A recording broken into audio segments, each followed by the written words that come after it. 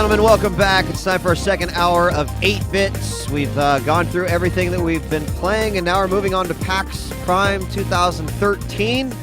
As, I came away with it with a little bit of swag and a little bit of this, whatever this is, the illness swag. It's a parting gift.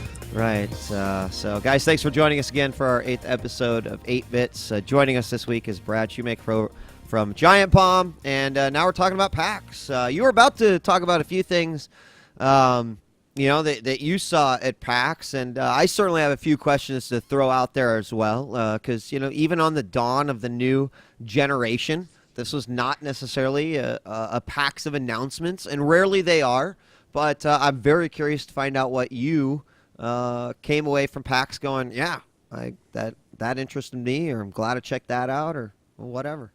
Dude, Titanfall. Yeah. Dude, Titanfall. Like that game, I mean, yeah, it's a given. Obviously, everybody's got their eyes on it.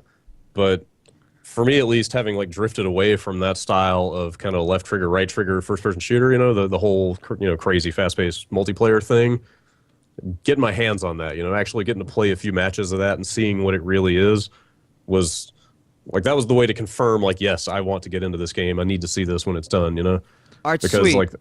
Because I got to play it as well, and so I hate you both. Sorry, Jimmy. That's the one game I wanted to play. So I immediately got to say, like, do you feel like you would? I'm an FPS PC gamer, right? It's always my keyboard and mouse first, and I really, really, really, really, really do hope and wish that we will see Titanfall on the PC. When I played it, it felt really good. The speed of it, just like you said, really like what I expected it to be based off of what I saw. But I still was left with this lingering feeling like, I want to play this with a keyboard and mouse so bad.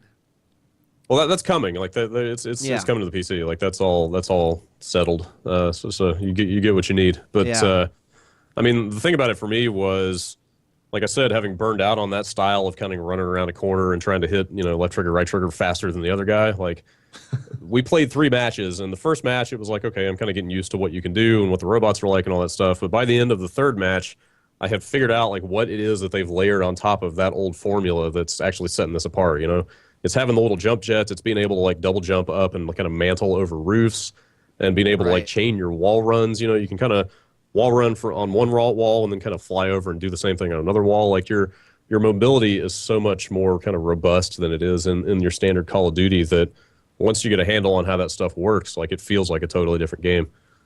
So the movement is very fluid. And then there's giant robots. Yeah, giant robots, which which is another thing, because for the maps that at least I was playing on, I assume it was just the same rotating maps the way through. But they had a great balance of the Titans that were available on the map, but depending on what you were playing and sort of how that all worked out, it felt all really sort of fluid in the way that it worked. And I think that was probably the biggest thing for me, is that seeing that cool movement and knowing how much that could change. Because you got to think about it, dude. A lot of Call of Duty players, they're used to sitting prone in a corner. And just waiting with their LMG, like, oh yeah, I got some. And there's going to be a lot of people that I think will feel dumb in this game, like not capable of doing what they normally would be able to do. Do you think that's going to be a barrier of entry for it? I don't think it'll be a barrier of entry, but what I do think it will be is, like, multiplayer, there'll be a wider skill gap. Because I feel like I welcome that, to be honest. Yeah. Hey, me too. Good. Me too. Yeah. There will be people who I guarantee you that won't necessarily have the greatest aim in the world, but their movement will be amazing. I mean, it's very similar to like Quake and Unreal Tournament and some of these other games. True. There's players who are classified by sort of aim, movement, map awareness. And I feel like this is the first game on a console to kind of go, here, we're going to open this up a little bit. There'll be some guys that are amazing aimers in Call of Duty, but will just like feel like they got 5 legs, Yeah. It'll be interesting. It's weird if you visualize what a Call of Duty map looks like, if like you've got ground level, like your vertical range of motion is like you're on the ground, you're like maybe on the second story of a building, and in a few cases like maybe up on the roof or whatever. But like by comparison, this game is like this, just because there's so many more like levels of verticality that you can reach with those jump jets and with the Titans. I feel like the angles that you can shoot at people from are so much greater. Like there's just a much like more like a wider kind of playing field because of your movement and the way the maps are designed. I feel like that's to go off on a tangent. I'll bring it back in. Like that is what like next gen FPS for me is like we've got like the horizontal bullshit down. Like you can't. There's not too much you can really do with that. But now it's like everything's going up. And you look at like Battlefield 4, for example. Like I think the level that's been at all of these conferences is like the giant skyscraper that you can go all the way up on top and then it falls over and you're jumping down with airplanes and like helicopters. Like the verticality of FPS is kind of like what the big draw or what the big thing that next gen is kind of bringing to the table for first person shooters, which has me the most excited. So when I hear things like how tall are we talking? Like, can I go and sit up on a sniper roost and like sit there, or is a mech gonna like fucking fall on top of me at any given moment? So the mechs, I think, from what I could tell, maybe we correct me if I'm wrong, but it almost seemed like the mechs are kind of confined to ground level. Like they can't jump over buildings or anything crazy like that. Like jump like packs they have a lot of weight to them. You know, you're just kind of like stomping around all over the place, and you're laying waste on the ground. But yeah, you can't like get up there. But that's kind of one of the cool things about the way they seem to have balanced the game is that, like, you get into a Titan and you feel like, oh, I'm going to be invincible. These peons on the ground, I'm just going to like splatter them. But even as a foot soldier, when the other guys are in Titans, like you still have options. You know, you can still you can jump onto the back of one and just like jam your gun in there and start blowing it away. You know, like you're still effective as a foot soldier even when the other guys are in the big robots. So like it feels like no matter what role you're playing, you're still being useful. That was definitely one of the important things for me, but that I felt like I had to sort of experience when I played it, because I felt like that could also just break multiplayer, right? Mm-hmm. If it just became about the Titans themselves, then, you know, I feel like some of those cool things we talked about with the movement and the verticality of it all, like you take away from that. But, you know, Brad's absolutely right. First off, on the ground level side, you know, you had mentioned, JP, yeah, you can sit up there and snipe people. And although I might not be able to jump up there and smack you in the face, what I will be able to do is, while taking some fire, just be able to shoot the shit out of you. Sure. And, you know, so there's a lot of options all the way around. And probably part of the game will be avoiding Titans and avoiding battles until you are in a position to be able to deal with them, or, you know, you get teamwork as well. So I don't really know how big the scope is of the multiplayer that they plan to do, but even the little time that I got with it, I admit I'm a lot more impressed. I mean, obviously I was impressed with all the footage, but it is one of those games. You play it, you experience it, you're like, I get it. Yep. So I have two questions. The first one is, what is the point, the goal of, after you lose a match, of running back to the ship? What do you get for surviving that? I'm not entirely sure. What is that mechanic?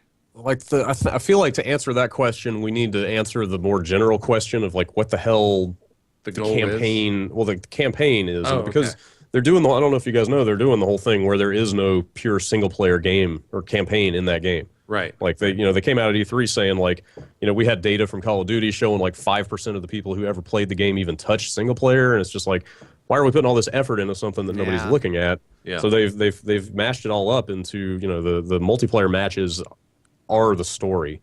So obviously stuff like, you know, getting to the evac ship if you're one side of the skirmish plays into the story in some way, but yeah, like I don't know how it yields benefits in terms of like, you know, upgrade points or XP or whatever. On that side, but yeah, I feel like once they detail better like what the campaign is, how the story hooks into that stuff, that kind of thing will make more sense. Go ahead. Well, I was just gonna say, like, it's I don't know either, JP, but I'll tell you what, something like that's better than a fucking victory screen. You know, blue team wins. All right. Yeah, yeah, that's true. You know, so like, I don't know, like that whole concept of it is, and I was trying to think, is there another game that's sort of, hi, we've just put the single player into the multiplayer, and that's how it's just going to work. Like I don't know. It's maybe no one's done it super well. Not on the level of like Titanfall, I think. Probably not. But yeah, because I mean, they're next naming... gen is like, and you're playing a multiplayer game, right? That's totally. Like the big draw. That's the big cliche right now. Yeah, but yeah, like they're, you know, the multiplayer matches in this start with like a mission name, you know, and there's a little cutscene setting it up, and there's like dialogue in the middle, so like. They're putting real story hooks in there, you know. They're trying to tell some kind of narrative with this stuff, but Second question I have, and maybe this can't be answered. Maybe this is a little bit too much, but is this the killer app that I have to have for Xbox One? Like, is this the reason to buy an Xbox One? Because everyone's saying that it's going to be the biggest draw, but like, it's obviously coming out for PC. So if you have a PC, people are probably just going to play that instead, right? But is this the Xbox One game? I like you said, the I feel Halo like of the Xbox One. I feel like so many people, like if you have a decent PC, you're just sort of like excluded from the next gen argument because you kind of get almost everything anyway. Yeah. But if you only play console games and you love Call of Duty style, like that kind of fast-paced multiplayer shooter, like it probably is. Yeah. Okay. I don't think there's anything on the PS4 yet that has this amount of clout and kind of anticipation built up for it and seems this good, but again, it's hard to say with the maybe PC version coming out as well. Maybe that would be the counter. Yeah. Of course, that's going to be on both. It's right. It's going to be on both. I thought it was a timed exclusive. It's I think they're doing the whole like you get exclusive DLC or extra missions or whatever on the PS4. They're kind of leading there, but it's not like Titanfall where you're just not going to be able to get it on the other side. Okay. What's your answer? You don't have an Xbox One pre-ordered or something. I don't. I'm right now. I'm committing to the PS4. Of course, I'm a Sony fanboy, so that's like, and like Brad said, I can't really look at it from a console because the thing is that I look at my PS4 and I more or less am saying, well, I'm getting another Blu-ray player and I'm putting that means I'm putting a PS3 upstairs, and so I look at it different. When I look at it from a game perspective, if it's not coming out for PC, yeah, I would maybe buy an Xbox. Like, let's just say it's not coming out on PC. Then the answer to your question is yes, JP. Okay. I think I would be the guy that'd be like, what's another $500 to play some Titanfall? Now I got another Blu-ray player as well. Okay. I guess that helps because right now, like, I do have an Xbox One pre-ordered, but I haven't gotten down that rabbit hole of like, what launch games am I gonna get? Like, I need to choose pretty soon because we're like 2 months out now. But I feel better now about that pre-order, knowing that Titanfall's kind of like that killer app that I'll probably just play on PC regardless. But it's good to know that they have that game. So, what else at PAX? What else did you guys see or play? I have a different experience with PAX that I'll talk about. I would throw out, I'd throw out Extraction, formerly known as Dirty Bomb. Man, I can't believe they did that. Dirty Bomb is such an awesome name. Dirty Bomb is a great name, and I don't know why either. But they changed to Extraction, which during the show I think I fudged the name several times when I was just talking to people about it. But it is the 21st century Return to Castle Wolfenstein. And everyone knows, like, from a competitive perspective, I love the stopwatch format because it's cool that you're sort of like telling a story in every match, and then there's something definitive that like a team has to beat, which is the time, obviously. But then, of course, adding the modern weapons and sort of balancing out the classes and how that works. It certainly seems like one, and depending on how their model actually comes out, it will be a lot of fun to play. I think the people who are fans of Enemy Territory or Return to Castle Wolfenstein will definitely be like, yeah, this is something I've been missing for a while. So it's comforting to finally get an FPS where I'm like, oh, shit, I might actually play this online a little bit. The very, very small amount of time I spent, because there were some guys at the Twitch booth that were like all in on that game. They were going crazy on it.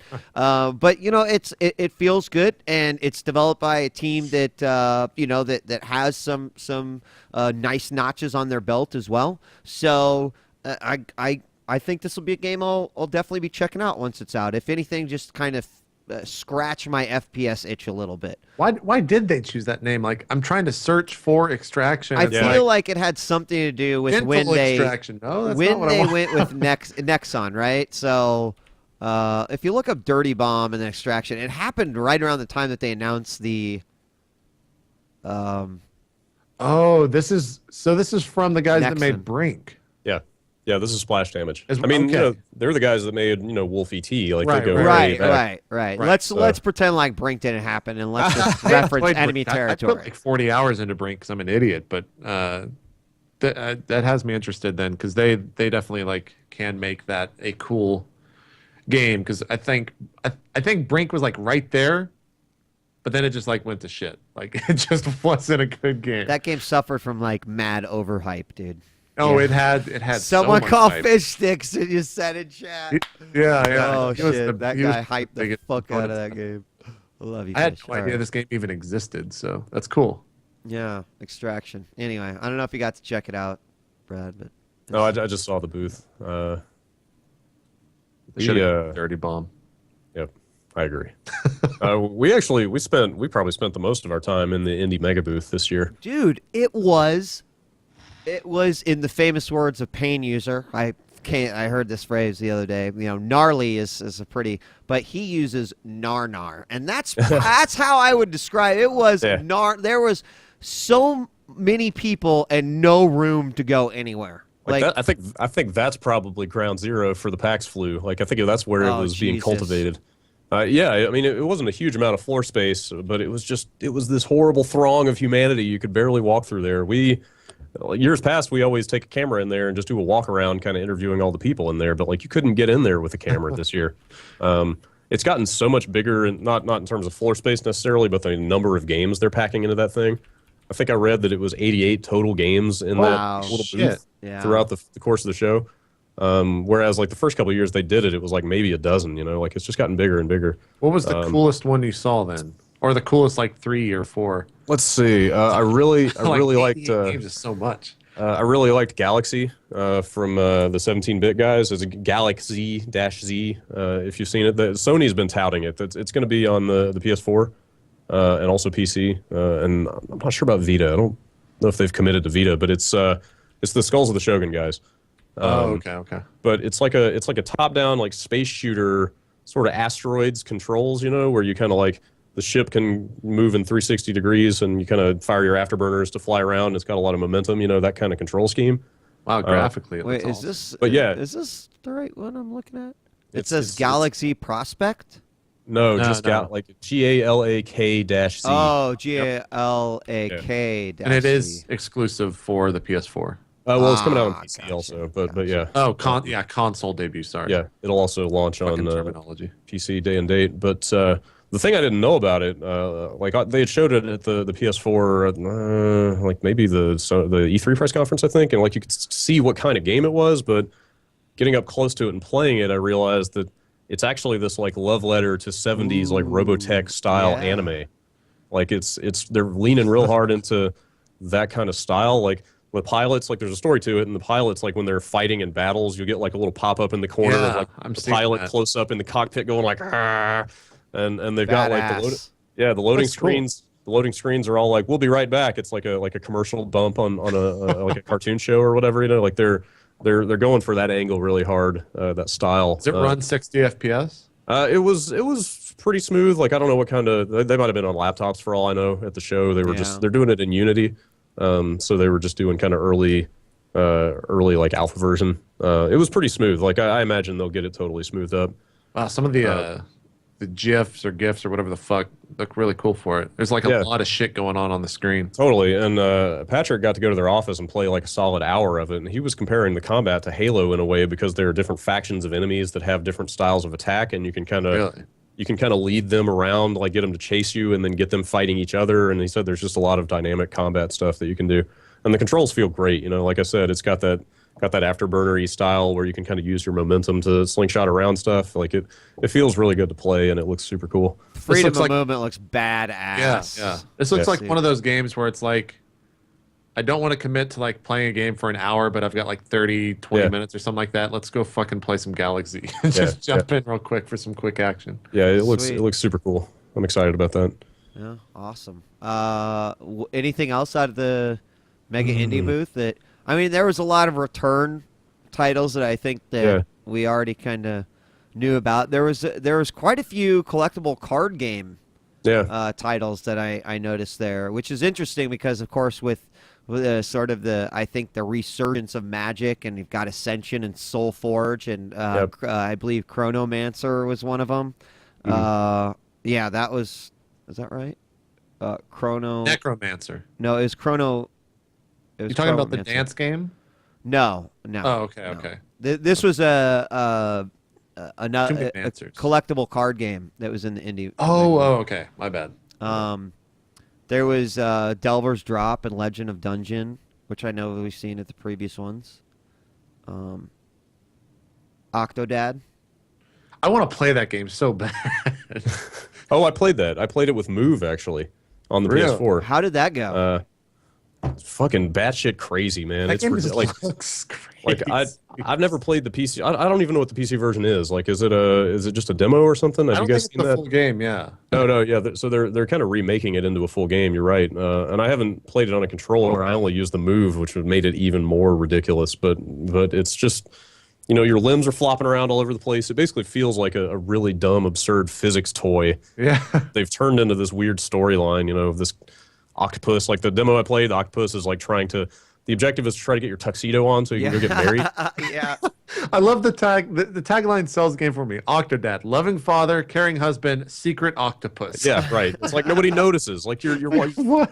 You're like trying to walk down the aisle with your legs flying everywhere. You're like knocking people off the pews and stuff. Really funny. Like you have to put the ring on her finger. It's completely ridiculous. Oh man, I'm looking forward to that. Yeah.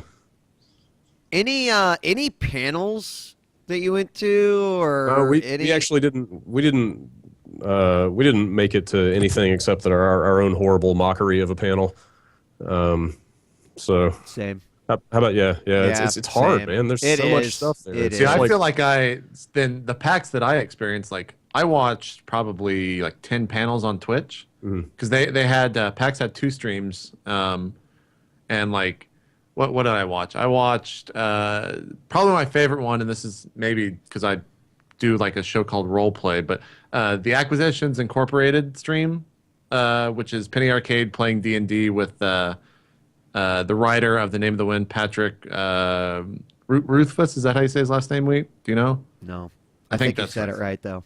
But like, it was like 2 hours long, and it was like the Super Bowl of D&D. They were all dressed up. Like he had giant character model. Like the end of the campaign basically turned into you getting into this fucking giant mech fighting a kaiju or a Tarrasque in like the D&D world, and like they had this giant like clay golem that was actually what they were like controlling. It was a huge role play nerd fest, but it was really awesome to watch. I'm super glad that they streamed that.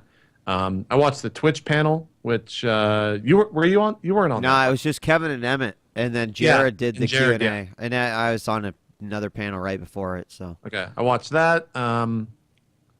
I mean, I watched probably almost every panel they streamed. And I mean, because it's different, right? Like the streaming of the panels things is actually something that has only been happening for like a year and a half now. You can sit down. I feel like the PAXs that I've been to, and it's only 2 PAX East. I've never been to PAX Prime. But like, if I'm at the show, I don't want to fucking be anywhere near a panel. I want to be like with people that I can't see on a normal basis, like hanging out at a bar or just shooting the shit. Like, I don't want to be sitting in a panel with a billion other people for stuff that's probably going to be posted on the internet anyways.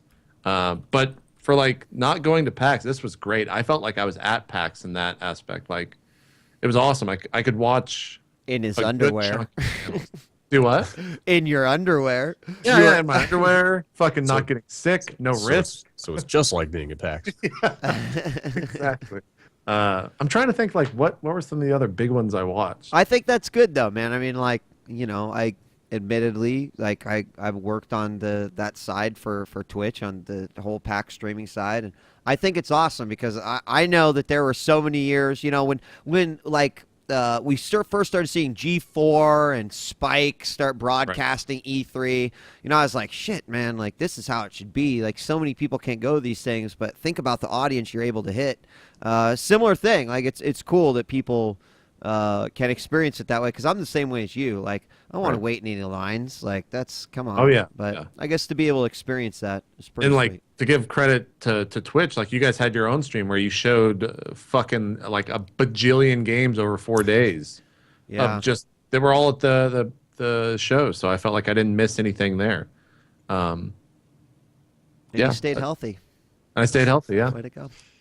It was good. It was good. I got to watch that. I guess the best ones that I watched were like the draw panel with Gabe and Tycho, the 2 Q&As that they did as well, and then the interview they had with Robert, which I think was on Monday, which was really good. It's like an hour, maybe hour and a half or something. It was good though. Speaking of Monday, Brad, Yes, 4 sir. days, PAX, Oh, thoughts. Do you ever want to do it That's again? way too long. I didn't, so I'm not the best guy to ask. Okay, I didn't either, man. So there you go. Answered. Yep. Did you guys just get to Sunday night and you're like, fuck it, we're done. Yeah, I- man. Out of here. I didn't even do that. So I mean, this must have been my like 8th PAX or something. Like we've been going. Yeah, it was like 8th, 9th, something like that. But yeah, like I've always felt like 3 days was a little excessive as far as how much you needed to see. You know, like you can kind of make your rounds on the first day, sort of get the whole picture, and then you have your second day to kind of zero in on the stuff you really want to see, and then we would traditionally get the fuck out the day after that. So that's kind of what we did again. Like you said, it takes a lot out of you, you know, that show, because nobody's sleeping. You know, everybody's up all night getting wasted, and That's what sucks about those. Well, and then that's great about those shows. it is it's the best part. But you it know, sucks about the next morning when we then, all yeah. like, go back to Believe work. me, when Yep. people got to the convention on Saturday after having a crazy Friday night, and they're like, wait a second, this is just like day one.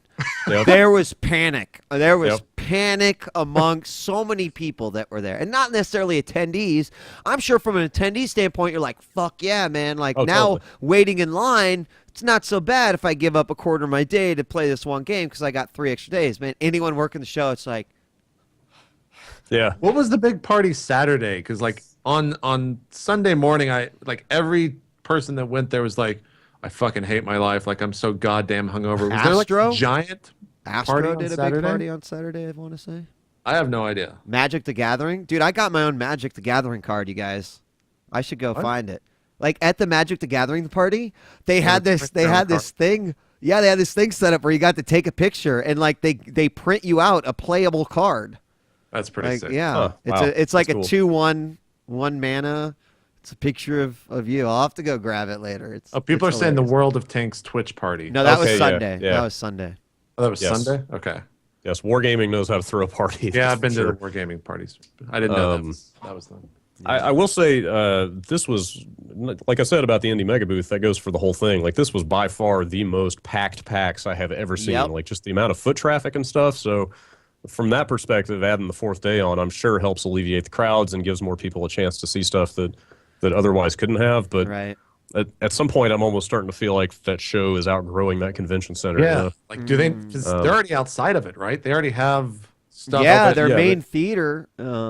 hotels and things. 'Cause, yeah, like they've been spilling over into the Sheraton and stuff for panels for years. So that. I did. been at Royal Hall or whatever too as well. Oh, really? For the main Wow, one. that's the same place they did the International. Or yeah, there were some events. That was there. the Halo. Okay. The Halo event. Is that only Halo that was there? Yeah, okay. yeah. Oh, that- and that that may was have been it. technically not a part of PAX. Okay. Okay. Okay. Then you had LCS for Riot, League of Legends that was running, where the lines to get in were actually of a higher capacity than the room itself. So there Wow. was constantly, however many people were in the room, there was 1.5 times that waiting to get in line, pretty much. It was Jeez. insane. I've cut Brad off like 3 times now. Brad, what do you? Oh, it's fun.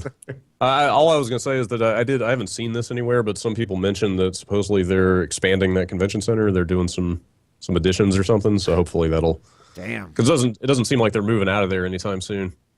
Yeah. With Penny Arcade being based in Seattle, it seems like it's there to stay. So hopefully that'll help. Is there a bigger space in Seattle than that? I'm not sure. I don't know. It's such a weird convention center because it's like so many different levels I heard it layered on was a top of each nightmare other, to and it's like traverse. it's like the one in Boston is just this massive room, and that's kind yeah. of what you need. Whereas this is a bunch of kind of smaller halls, sort of stuck together in weird ways. It's kind of hard to navigate. But Right on. But anyway, PAX Prime 2013, another one in the books, I guess. Yep. Let's round out the rest of the show with just some, with some other news. Probably starting with the most notable, which would be that we got a Xbox release date. It means we got both next gen console release dates, and we now know that Xbox is going to be November 22nd, while a week prior will be the PS4. in the U.S. and then a week after in Europe, In the U.S., Yep. yes. Right. which is But crazy.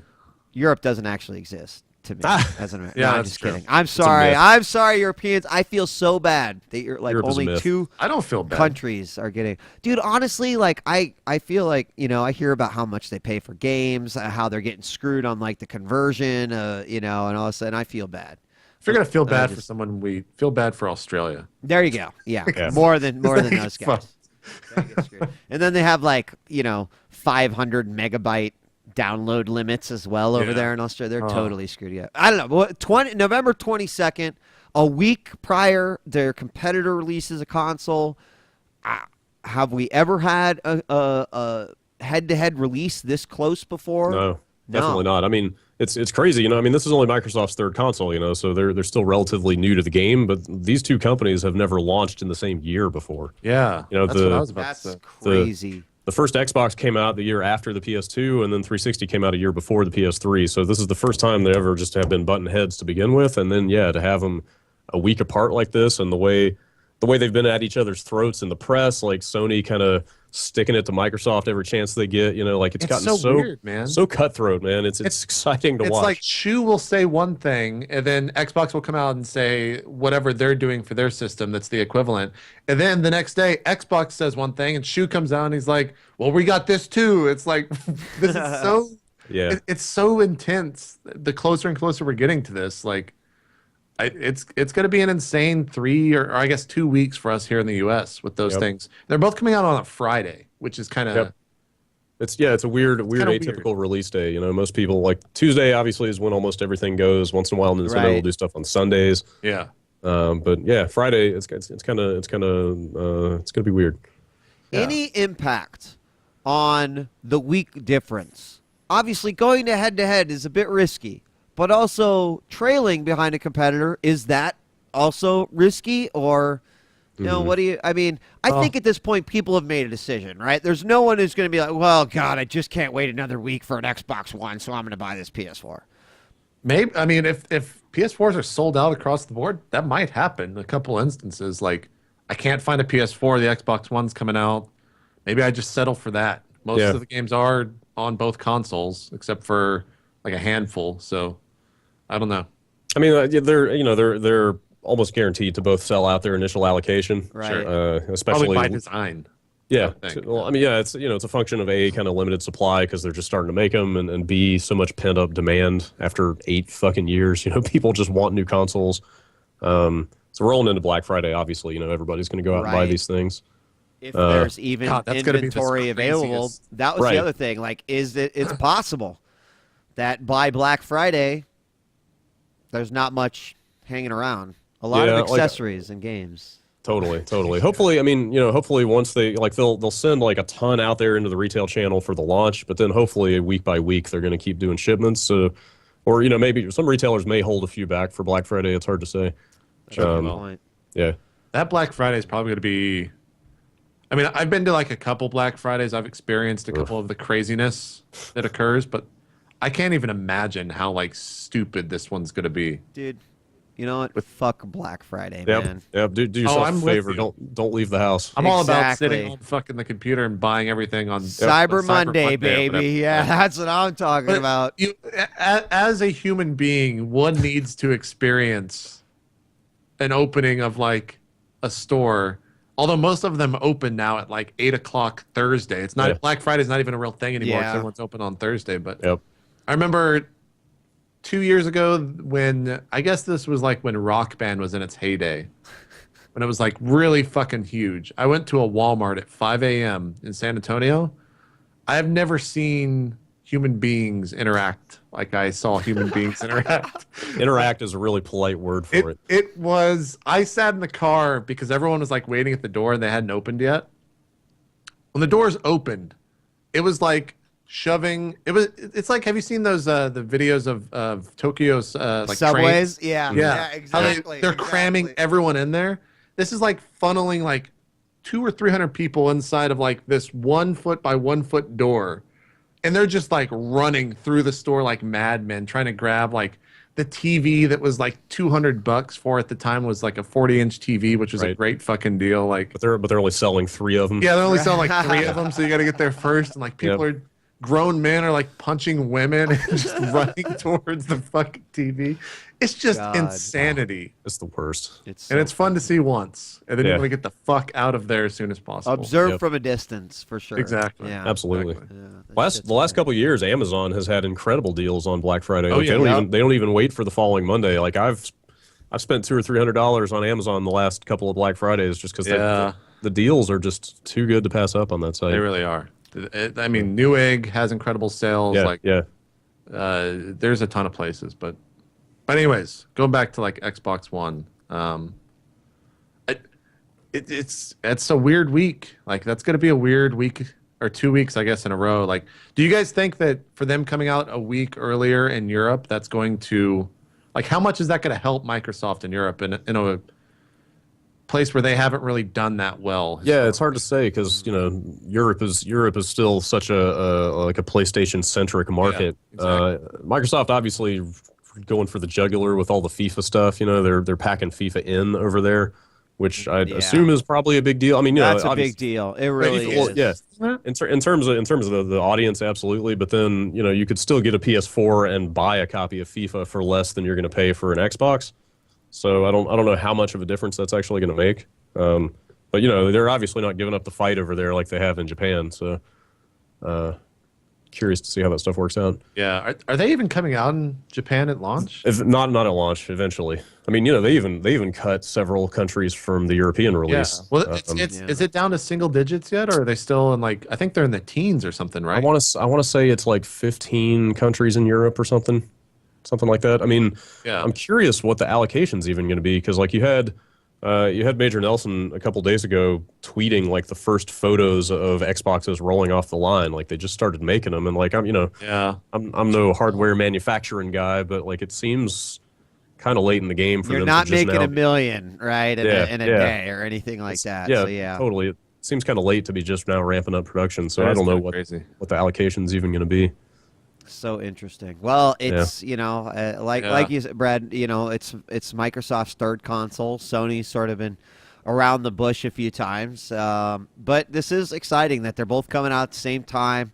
We get to see their lifespans, take place over the next time. Which, we don't need to jump this far in the future, but just crazy to think about when the next iterations come along, as I'm sure there'll be a third one in the mix as well. But will they stay parallel with each other going forward, and how will that affect the game releases and in eventual releases into PC as well? So it is exciting times. It's hard to imagine. It's hard to believe that we're about 2 months away from all this. It's fucking crazy. Like that's. I can't even like bottle whatever the emotion is of like that release, just how much insanity it's going to be for that 2 weeks. Yeah, it's been way too long coming. Like every console generation up to now has been like right around 5 years, and we're coming up on 8 since the 360. Like, it weirds me out so much when I see like kids posting on forums going like, I was in grade school when the 360 came out, and now I'm about to finish college or whatever. Yeah, Like, I was in high school. Time. Might have even been middle school when it came out. No, it was high school. I remember. But when the 360 came out? Yeah. That's nuts, man. I was a sophomore. That's nuts. God damn. God, has it been that long? How long has the 360 been out? Since 2005. 2005, so almost 8 years. I graduated in 2005, from high school. Jeez. Holy fuck, that's God. I was well out of college and in the working world by that time. That's the other crazy thing too, is like people my age, this will be the first time that they've experienced console launch. It kind of shows in a lot of like pay for it with your own money, not like can I go stand in line, Mom? Like I really want to get this console. I feel like that kind of shows in some of the online discourse, like people getting super worked up over stuff that's really not going to matter as much in the long run as they think. That's true. Yeah. It's also weird too, because like transparency these days, like this might have been out there, but like the way we interact today compared to the way we interacted when all the other consoles came out, like information is so easily accessible, and like having a discourse, or you wouldn't even call it, having a discussion about all of this crap is like so easy to do, and people get so fucking into it. Like millions and millions of comments on a weekly basis over just like the most ridiculous important bullshit ever. Yeah. And it's just building this hype more and more and more for everyone involved. Like, even if you're not involved in that conversation, it's still going to be there.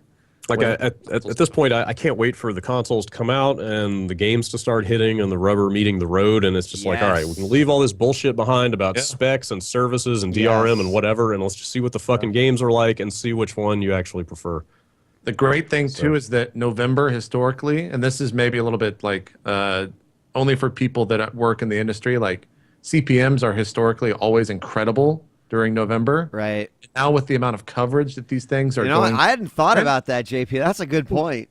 Fuck, the industry is going to make so much money when these things launch. Yeah, I mean, the kind of, you look at the consumer interest graphs or whatever, market research and game sales, like all of it, like that's kind of how these console cycles work, is that they trend up and then halfway through they peak. And it's been, typically it's kind of this like bell curve or whatever, but like we've had an extra 3 years for it to keep trending downward that you don't usually have on the end of these things. So it's everybody needs a pick-me-up, It's tough. We're building, like, it's going to be insanity. Like, I'm sure CPMs will probably be at an all-time high for everyone in the industry, on YouTube, on Twitch, wherever, just because there's so much shit to talk about, and there's not like IGN can't cover this launch by themselves adequately like they could for probably the 360 and the PS3 back then. So I think it's going to be awesome, like, just all around. I don't know what it's going to be like, but it's going to be awesome. Yeah, well, it won't be boring. Guys, not to be a buzzkill, but let's talk about some also not so amazing upcoming hardware releases that have recently been announced, because let's take a moment. We talk a lot about Nintendo, or we talk a lot about Sony and Xbox, but let's take a moment to reflect back on Nintendo and all of our early days, at least for me, of playing the 8-bit NES and going into the SNES and getting my first Game Boy and then Game Boy Color, and maybe being interested in the Virtual Boy, only to realize that was kind of a shitty idea, Nintendo, and some other things they've tripped a few times, and yet again they managed to release a sort of what the fuck sort of new piece of hardware, and that of course is the Nintendo 2DS, because maybe 3D isn't so great for gaming. So weird. And here you have a non-collapsible, almost awkward tablet-looking 3DS that is just not 3D. And it's only $40 less. And it's $40 less. Like, if they would have came in at like 99, I think that would have been more of an announcement. But the install base, I feel like also the install base of the 3DS is so fucking large. Like, who do you buy this for? Like the 5-year-old? Yeah, this is absolutely, like I said this on our podcast already, but I mean, this is basically Babby's first Pokemon machine. Yeah. Like in every way. Like it looks more durable. It's got to be cheaper to make because they don't have the 3D stuff in there. Sure. It's going to look more attractive to parents if like they go to the store for the new Pokemon and it's like, well, I can get that expensive one over there, or I can get this one and the game for the same price. I think that's exactly the market that they're selling it to. Yeah. And the chat is definitely bringing up like a good point. Like, I don't think that there is any, not credibility, but there's no sense in like shitting on this, because it's not for us. It's not for this, for whatever we are as gamers, like the older crew. But right, it's still a what the fuck, man. Yeah, totally. You're right, and that is a very fair thing to say. And I'll just go out there and I'll say this then. If I'm not going to shit on this, then let me shit on something else, JP. You know what? Sure. This is great. Like, Nintendo has upheld their dominance in the portable world for so long. I mean, even from the release of the original Game Boy, and admittedly, I have spent hundreds of hours gaming on a GBA, the original DS, the 3DS. I mean, I cannot deny that. I would be a liar to say otherwise. So, there's a part of me that's just like, God damn it, Nintendo.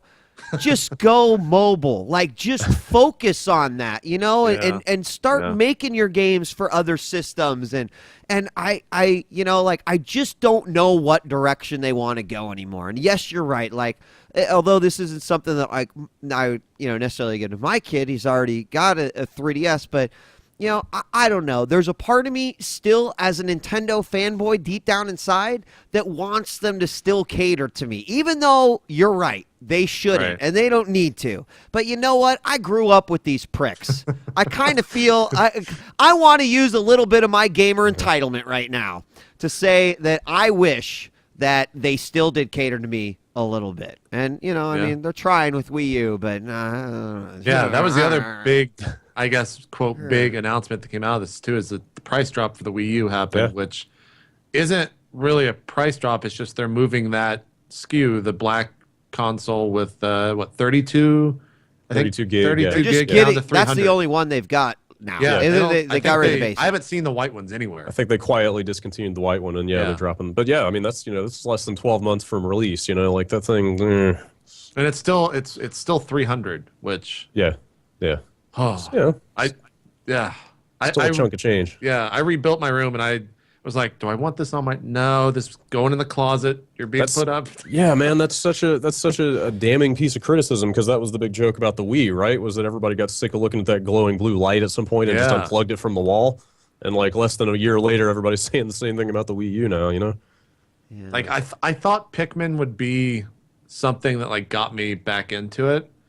And then I realized I didn't play any other Pikmin games, so this is my first entry. I was like, well, I fucking hate Pikmin games. Like, this is not my type of game. Not what you're looking for. And then I look at Wonderful 101, which a lot of people are saying, like, this is a good game. This is the reason to pick up a Wii U. And it's like, isn't that just a Pikmin game with, like, different goals? Like, that's what it looks like. It's a little that might different. Be a little bit too like harsh on the game, but yeah, I played some of it at E3. It's neat, it's got some interesting ideas with the touch stuff in terms of how you form your weapons and everything. But like saying it's like $300 neat, like you need to go out and pick up a system for, I think is a big stretch, and like nothing else in their lineup coming this year that I've seen. Everyone's saying that Rayman Legends is like the best version on Wii U. Yeah, I mean, it started out as a Wii U exclusive, so I guess that makes sense. And the touch stuff doesn't work as well on the other systems as you'd like. So yeah, if you're going to play it on a console, that's probably the one. But it's still a pretty thin offering. I mean, what else do they have this year? Like they got Mario Kart. Got a remake of Wind Waker. Wind Waker HD. Which looks cool, but I never played the original, and I'm sure that's kind of what they're going for. Oh, you did it? Oh, my God, CJP. No. Like, you're lucky. I wasn't a big jealous. console gamer back then. God, Wind Waker. My brother Wind was, Waker's at that point in my life, my family was, or me and my brother were split. Like, he was the console gamer, and I was the PC gamer that played, like, Quake, Counter-Strike, Quake 3, Counter-Strike, StarCraft, and then eventually World of Warcraft, and I didn't play anything else other than that. Like, I just stuck straight to it. Sure. So, maybe I'll go back and play it. I don't know. Wind Waker is the best Zelda game this century, so you should check it out. That's fucking scary. Yeah. Yeah, it's really good. Really good. The funny part is I've seen it beaten in like 4 hours and 30 minutes, probably 10 times. Because fucking Cosmo just streams it constantly. Yeah, but he skips like a good amount too. Yeah, true. So yeah. I want unless anyone has any other comments about the Nintendo 2DS. Okay. No. Okay. It's weird to see the community just fucking like get their pitchforks and start stabbing everyone. That thing. Yeah. If you're over the age of 18, just get an XL. That's all you need. Yeah, that's what I have. They're amazing. And that I've played that thing for maybe 4 hours. So what the fuck well, good job. Anyway, good job. So this is kind of crazy, you guys, right? Like this never happens in the console PC world, like ever. Nothing ever gets released that no one knows about. And in the mobile world, we're seeing this shit happen almost monthly, where it's just like, for the most part, people know what games are going to be released on Wednesday night as they go into new releases on iOS and on Android, etc. But it's shocking every time. It's like, oh, hey, look at this, a brand new Borderlands game. No one knew it was coming out. Like, holy shit. So Activision stealth released a Call of Duty mobile game this week that I'm gonna actually stream a little bit of it this weekend, but the very, very little that I played, it's like so JP, you remember we talked about that game Breach, which was like the third-person tactical. Yeah. So imagine just that game, but then you have the ability to basically zoom all the way into first person and then play out the same scenarios from that perspective. like graphically for a tablet game, it's really quite impressive. But I'm like, dude, this is Activision and Call of Duty, a franchise that walks around with like, you know, XXXXL boxers because their balls are so big. But they don't. Like literally there was nothing about this game. It was nothing. It was just like, oh hey, boom, it shows up. It was not known to the press, the mobile press that was coming out, like all this. It's wild that they would do that. But $6.99 graphically looks amazing. Haven't put enough time on it to speak either way. I'll look forward to playing a little bit. But more than anything, it just blows my mind that they could take Call of Duty, put it on mobile. They obviously spent a fair amount of time in this game, and then just stealth release it like that. Yeah, I think Plants vs Zombies 2 was kind of the same way, it right? Was, like yeah. I didn't know that was coming out until it was out. You know, I was on the bus and I was like, shit, I'm gonna download that, sure. Yep. But like, yeah, like I guess, you know, it probably just seems like it's just indicative of the differences in those markets, you know, and what people are looking for. Like there's not, you know, like you said, there's not a lot of pre-release hype for stuff like that. People aren't necessarily going out there and looking for review scores on mobile games for, you know, for a 99-cent game or a $2.99 game. Like they just kind of, when it's out, they'll get it, you know. But I don't know. Maybe people just bounce from release to release more on that kind of platform. Yeah. Mobile game is just like, I liken it to like the Wild West because like there are no laws in that world. There are no price points in that world. There are no rules to the games that you can play. Like it's a wild fucking place. Unfortunately, that has a really some nasty side effects to JP. Like I feel like I want to call these guys out because I love their games, right? So the Adult Swim games are typically really fun, and when they come out, they're typically really just sort of, you know, they're just solid products. And their most recent one, holy crap, it's a fucking piece of shit. Like frame rate loss, like nobody's business, and all sorts of weird crashes, like people making IAP in-app purchases that then don't stick, and losing all sorts of currency and stuff.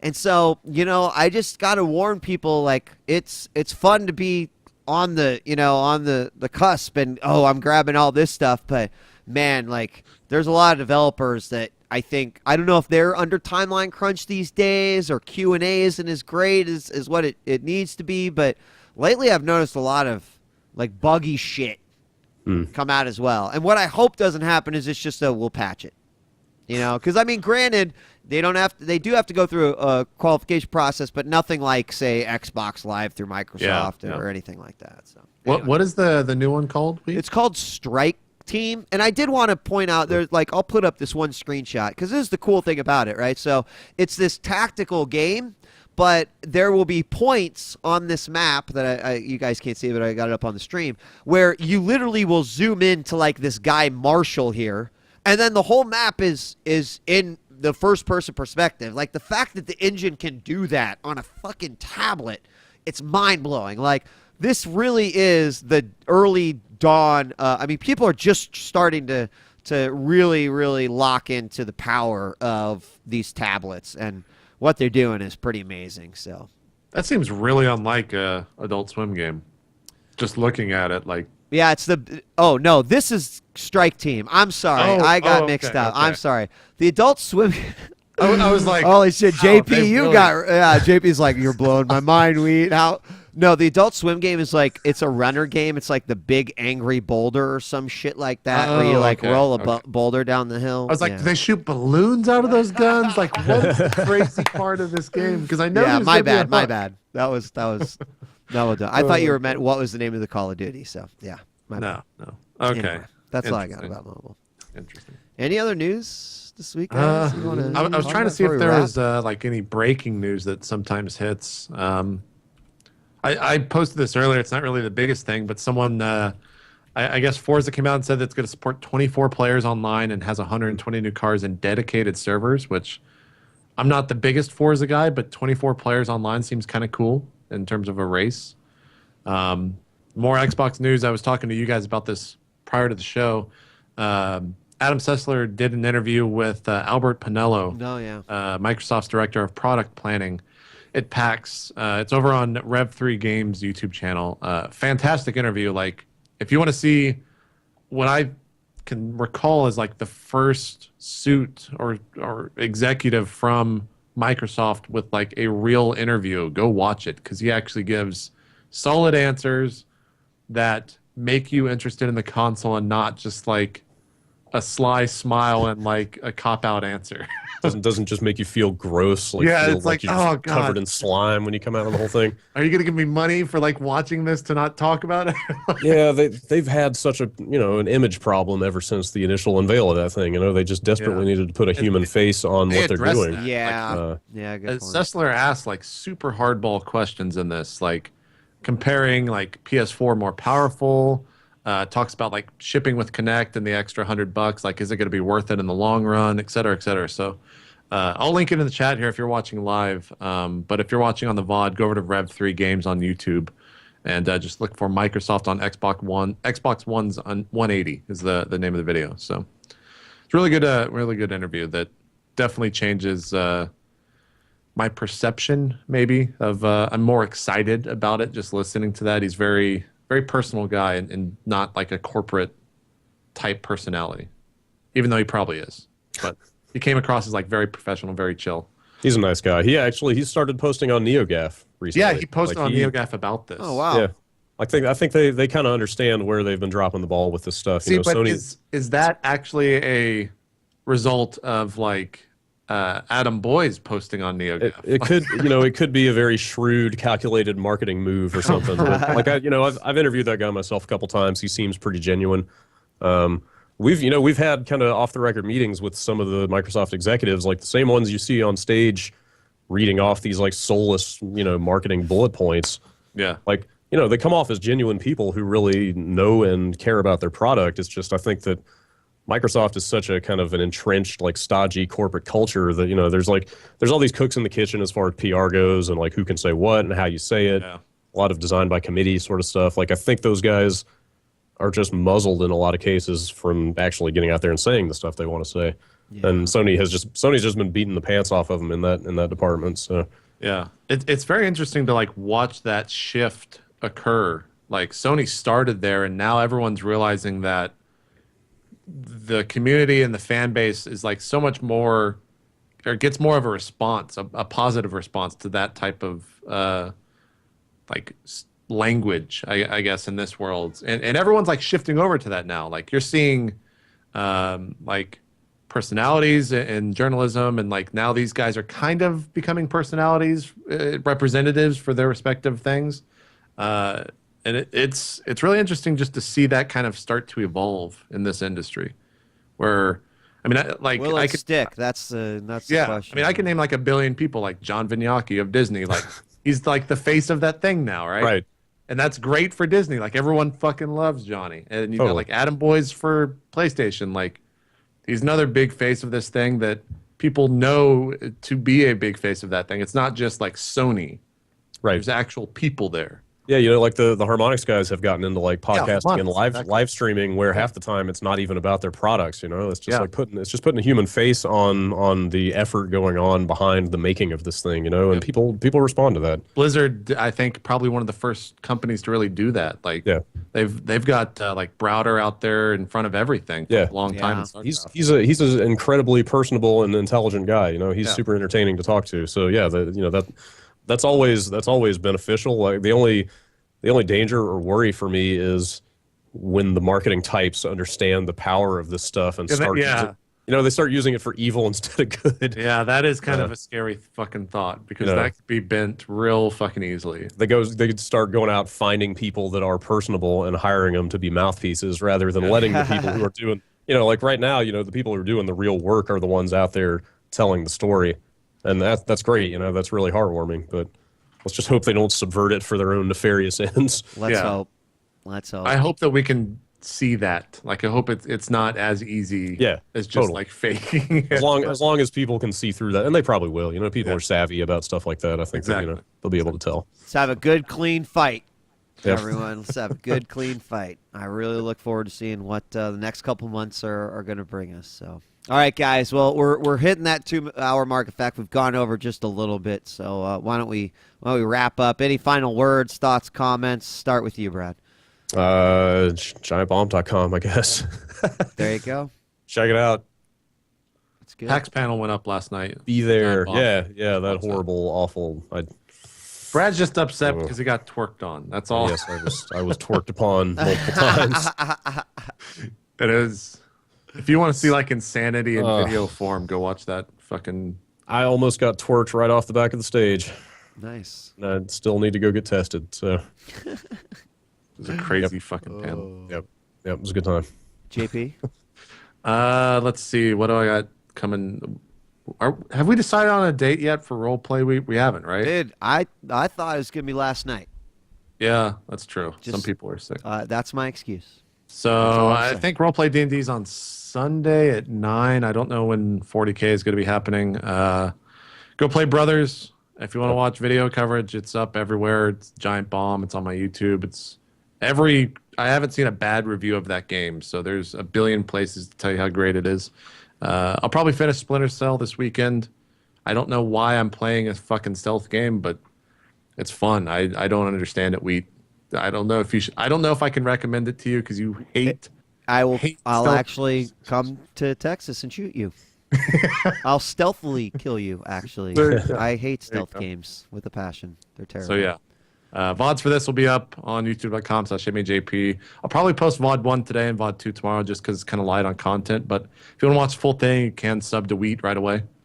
Other than that, I don't have anything else. Just thanks everyone for watching, and Brad, thanks for coming on. Yeah, absolutely. Yeah, thanks again. I echo the thanks, Brad. Really appreciate it. And thanks to everyone who tuned in for our 8th episode of 8-Bits.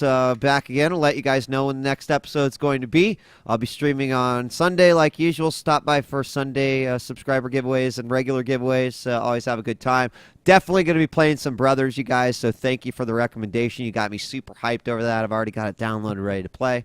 With that being said, again, thank you guys. Looking forward to the next 2 months in the console wars. It's getting excited, and we'll keep covering it from this point forward. So thanks again. We'll see you next time on another episode of 8-Bits. We're out of here. Peace.